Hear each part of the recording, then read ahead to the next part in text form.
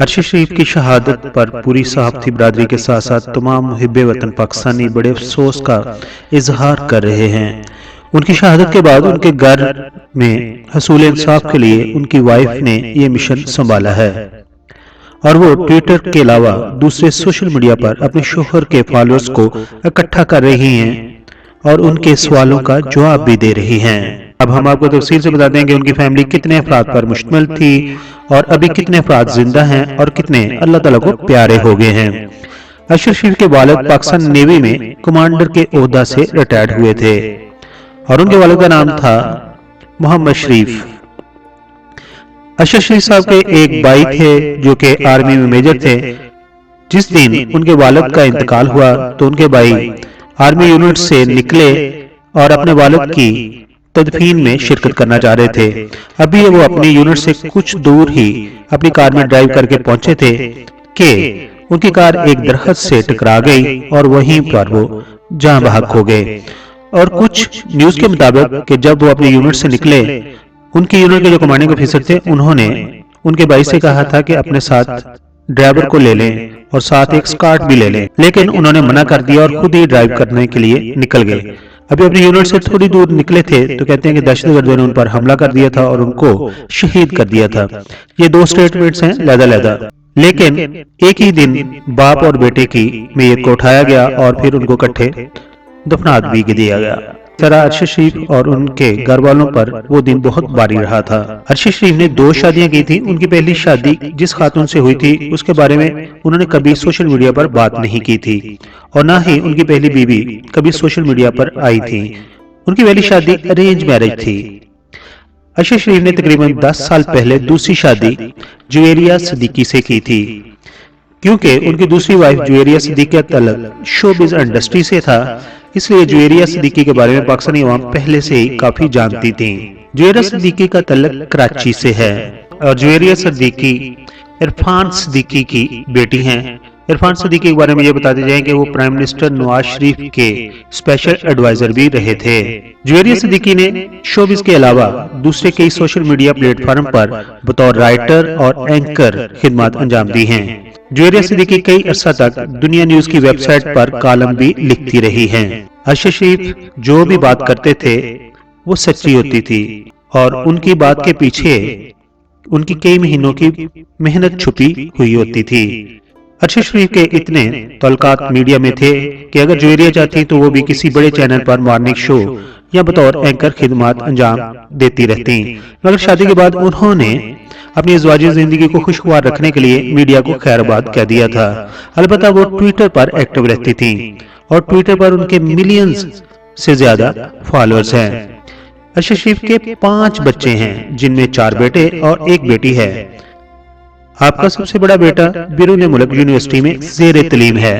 दोस्तों, अब बात करते हैं अरशद शरीफ के बारे में कि उन्होंने कहां से एजुकेशन हासिल की थी और वो कैसे मीडिया की तरफ आए। अरशद शरीफ ने अपने सहाफ़ती करियर का आगाज़ 1993 में एक फ्रीलांस के तौर पर किया था, जब वो अभी तालिब इल्म थे। उन्होंने क़ायद-ए-आज़म यूनिवर्सिटी इस्लामाबाद से पब्लिक एडमिनिस्ट्रेशन में मास्टर ऑफ साइंस की डिग्री हासिल कर रखी थी। उनकी पहली मीडिया मुलाजमत हफ्तावार अखबार प्लस के साथ थी। उन्होंने 1999 में कॉलम निगार, रिपोर्टर और मैनेजिंग एडिटर के तौर पर खिदमत अंजाम दी थी। अरशद शरीफ ने 1999 में दी न्यूज़ और 2001 में डेली डॉन में शमूलियत सुपुर्द खाक किया गया था। अरशद शरीफ ने दिफा और खारजा अमूर में महारत के साथ कबायली इलाकों में तनाज़ात का हाता भी अपने प्रोग्राम में किया था। उन्होंने पाकिस्तानी खबर रसा अदारों के लिए लंदन, पेरिस, स्ट्रासबर्ग और कील से रिपोर्टिंग की थी। अरशद शरीफ को 2012 में आगाही अवार्ड से भी नवाजा गया था। इसके अलावा उनके अपने ही प्रोग्राम पावर प्ले के लिए बतौर एंकर उन्हें 2016 में investigative journalist of the year का भी अवार्ड मिला था। 2018 में उन्होंने एक दफ़ा फिर current affair anchor of the year का भी अवार्ड अपने नाम किया था। अरशद शरीफ ने 2014 में ARY न्यूज़ पर अपना प्रोग्राम पावर प्ले शुरू किया था और ये प्रोग्राम ज़बरदस्त कामयाब साबित हुआ था। प्रोग्राम में बहस करने की बजाय नाज़रीन को नई मालूमात देने पर तवज्जो दी गई थी। ان کے پروگرام پاور پلے ہی کی وجہ سے حکومت کو higher education commission of Pakistan کی نج کاری کا جائزہ بھی لینا پڑا تھا۔ ارشد شریف نے یہ بھی توجہ دلائی تھی کہ موٹر وے کا منصوبہ احتساق مشن شہرت کے سیف الرحمان کے پاس جا رہا ہے۔ پاکستان کی تاریخ میں سب سے زیادہ متنازع نج کاری مسلم کمرشل بینک کے ایشو پر بھی توجہ دلائی تھی، اور انہوں نے MCB کی نج کاری کے بارے میں قومی احتساب بیورو نیب کی طویل گمشدہ رپورٹ کا پتہ لگایا اور لوگوں کے سامنے اس کی حقیقت بیان کی کہ کس طرح نواز شریف نے چھوٹے چھوٹے احسانات کے لیے بینک میاں منشا کے حوالے کر دیا تھا۔ انہوں نے نشاط گروپ، جس کے مالک میاں منشا ہیں، ان کی طرف سے لندن میں سینٹ جیمز ہوٹل کی ناجائز خریداری پر بھی توجہ دلائی تھی۔ ان کا ARY پر چلنے والا پاور پلے پروگرام شاید پاکستانی نیوز چینل کا واحد پروگرام تھا جس نے پاناما پیپر سے پہلے ہی شریف خاندان کی غیر ملکی جائیدادوں پر سوالات اٹھانا شروع کر دیے تھے۔ بعد ازاں پاور پلے ٹیم نے پرائم منسٹر میڈیا سیل کو اپنی آف شور کمپنیوں کے حوالے سے سوالات بھی بھیجے تھے جن کے جواب انہیں آج تک نہیں ملے تھے۔ اس کے علاوہ ارشد شریف نے اپنے پروگرام پاور پلے کے ذریعے اسحاق ڈار کے بیان حلفی، securities and exchange commission of Pakistan کی پاناما لیکس اور دیگر آف شور کمپنیوں کی انکوائری سے متعلق زیادہ تر ڈاکومنٹس اور تحقیقات سامنے لا کر لوگوں کو دکھا دی تھیں، جنہیں بعد میں نواز شریف نے تسلیم بھی کر لیا تھا۔ ارشد شریف کے پروگرام پاور پلے ہی کی وجہ سے نواز شریف کو بطور وزیر اعظم نااہل قرار دے دیا گیا تھا۔ ان کے سننے والے کہتے تھے کہ ارشد شریف نے ناظرین کو ایک نیا ذائقہ دیا ہے، جہاں وہ دستاویزات کے ساتھ TV پروگرام کرتے ہیں اور انہیں سکرین پر ڈال کر ناظرین کی توجہ حاصل کرتے ہیں اور صحیح معلومات دیتے ہیں۔ بدعنوانی کے شواہد وہاں پر موجود ہوتے ہیں اور وہ مشکوک سودے بھی دکھاتے ہیں۔ یہ صحافت کا ایک نیا انداز تھا جو ان سے پہلے پاکستان میں کبھی نہیں ہوا تھا، اور وہ جو ڈاکومنٹ دکھاتے تھے ان کے گرد ہی وہ اپنی کہانی کی بنیاد رکھتے تھے۔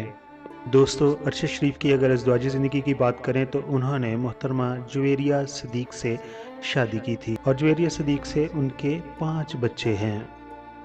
دوستو، پاکستان کے اس معروف صحافی اینکر پرسن ارشد شریف کو کینیا کے شہر نیروبی میں 23 اکتوبر 2022 کو یعنی کہ بروز اتوار کل گولی مار کر ہلاک کر دیا گیا۔ ان کی ہلاکت کی خبر ان کی وائف نے ٹویٹر اکاؤنٹ کے ذریعے ان کے چاہنے والوں کو دی تھی۔ ارشد شریف کے قتل کی خبر خوفناک ہے۔ پاکستانی صحافیوں اور ناقدین کے خلاف ملک کے اندر اور باہر حملوں کی حالیہ تاریخ دیکھتے ہوئے اس پر شکوک و شبہات جائز ہیں۔ کینیا کی حکومت پر دباؤ ڈالنا چاہیے تاکہ تحقیقات اچھے طریقے سے ہو سکے، کیونکہ کینیا کی پولیس کے مطابق انہوں نے شناخت میں غلطی کر لی اور ان کے اوپر گولی چلا دی۔ یہ کہا جا رہا ہے کہ کینیا کی پولیس نے ناکہ بندی کی ہوئی تھی اور ان کی گاڑی کو وہاں پر رکنے کا کہا گیا، لیکن وہ نہیں رکے اور پھر سنیپر نے ان پر گولی چلا دی۔ اس کے نتیجہ میں وہ ہلاک ہو گئے۔ ارشد شریف کی ہلاکت کے اوپر صدر پاکستان عارف علوی نے بیان دیا ہے کہ ان کی وفات صحافت اور پاکستان کے لیے عظیم نقصان ہے، جبکہ ARY کے CEO نے کہا ہے کہ ابھی تک ان کو اس خبر پر یقین نہیں آ رہا۔ آخر پر ہم دعاگو ہیں کہ اللہ تعالیٰ ان کو جوار رحمت میں جگہ عطا فرمائے۔ آمین ثم آمین۔